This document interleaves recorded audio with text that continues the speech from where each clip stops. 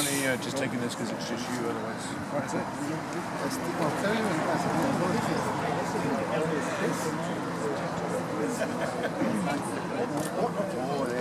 I guess later than normal. Half as much as you want. Deacons, Provost, ladies and gentlemen, welcome to the walking of the marches of the Royal Burgh and City of Stirling. I'm McEwan, I'm a member of the Guildry and also a member of the organisation Hammermen, one of the 7 incorporated trades. It's my pleasure this morning to propose the toast to the walking of the marches. This is the second successive year the walking of the marches has taken place after an absence from the calendar around 40 years. Personally, I'm delighted to see it back. It represents a significant part of the history and heritage of Stirling, and Stirling depends for so much on its history and heritage.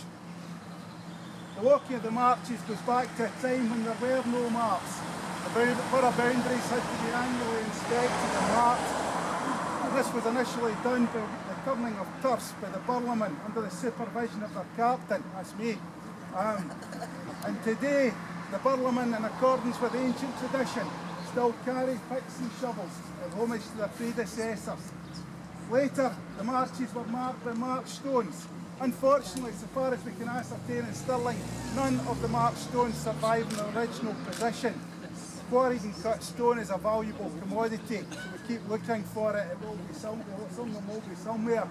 We were very fortunate that last year, Historic Scotland, who are making such a wonderful contribution to our city, provided us with a replica marked stone across here as a permanent marker for the walking of the marches.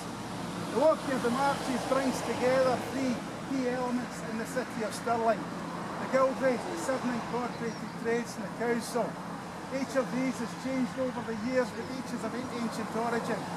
The Guildry now approaches the 900th anniversary of the original charter, still playing a central role in the life of our city. The council too has evolved and changed, particularly in recent decades. Now we no longer have a town council. The council represents a much larger area. But the essential point for history and heritage is that Stirling is still a seat of local government.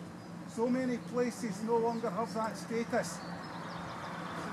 The trades too have evolved over the years. In recent times, the banner for the trades was very much carried by the Skinners Incorporation, and a few years ago 3 of the 7 incorporations were defunct.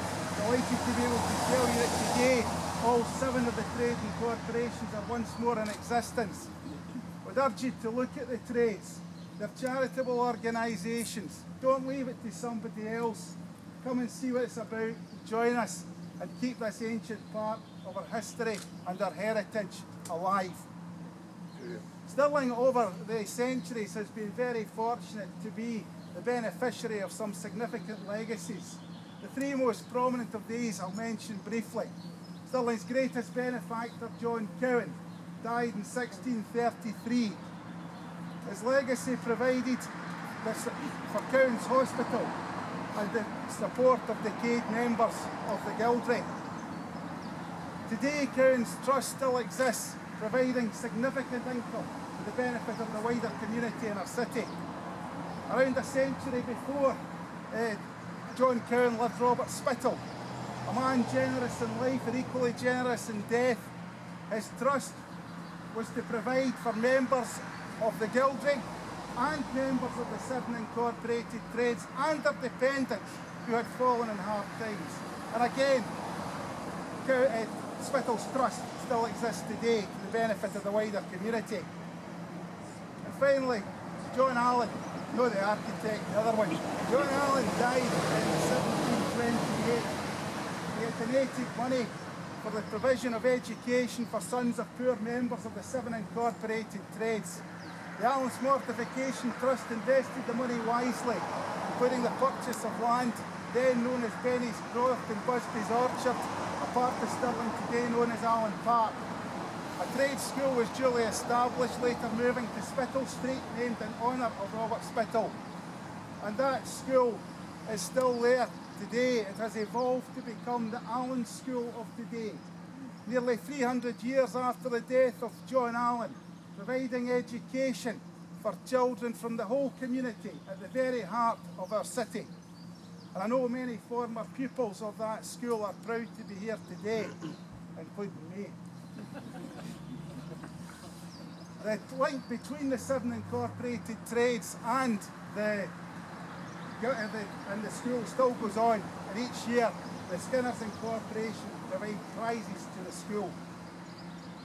At this point I would like to thank Deanston Distillery for their donation of some of their very fine spirit to allow us to come together to join in a toast to the walking of the marches. And I'd ask you please to raise your glasses. The walking of the marches.